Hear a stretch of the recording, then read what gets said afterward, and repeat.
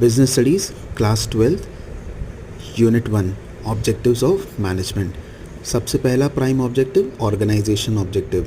Organisation में बहुत सारे स्टेक होल्डर्स हैं, एम्प्लॉयज़ हैं, कस्टमर्स हैं, गवर्नमेंट हैं, उन सब के वैरायटी ऑफ ऑब्जेक्टिव्स होते हैं। मैनेजमेंट को उन सब ऑब्जेक्टिव्स को ध्यान में रख के अचीव कराना पड़ता है।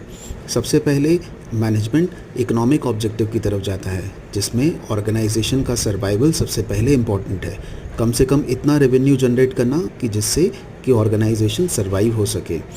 उसके बाद जो ओवर एंड अबव सर्वाइवल के जितना भी अबव इनकम जनरेट होती है वो प्रॉफिट कहलाता है। उस प्रॉफिट को ऑर्गेनाइजेशन यूज़ करता है अपने कॉस्ट और रिस्क मैनेजमेंट के लिए, और जब ये प्रॉफिट रिटेन होता चला जाता है तो फिर मैनेजमेंट इसको यूज़ करता है ग्रो करने के लिए, ऑर्गेनाइजेशन के फुलेस्ट पोटेंशियल तक ले जाने के लिए।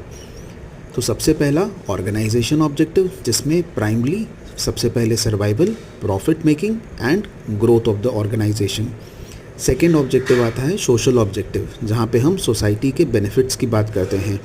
मैनेजमेंट का रोल है कि वो सोसाइटी से related employment generate, opportunities generate करें, स्कूल्स, कॉलेज, एमिनिटीज़ बनाएं, जिससे कि सोसाइटी को बेनिफिट हो सके। और थर्ड ऑब्जेक्टिव आता है पर्सनल ऑब्जेक्टिव।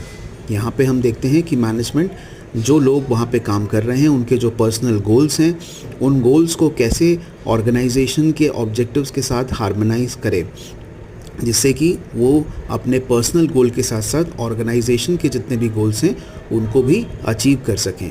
तो ओवरऑल 3 तरह के ऑब्जेक्टिव्स हैं मैनेजमेंट के, ऑर्गेनाइजेशन, सोशल और पर्सनल।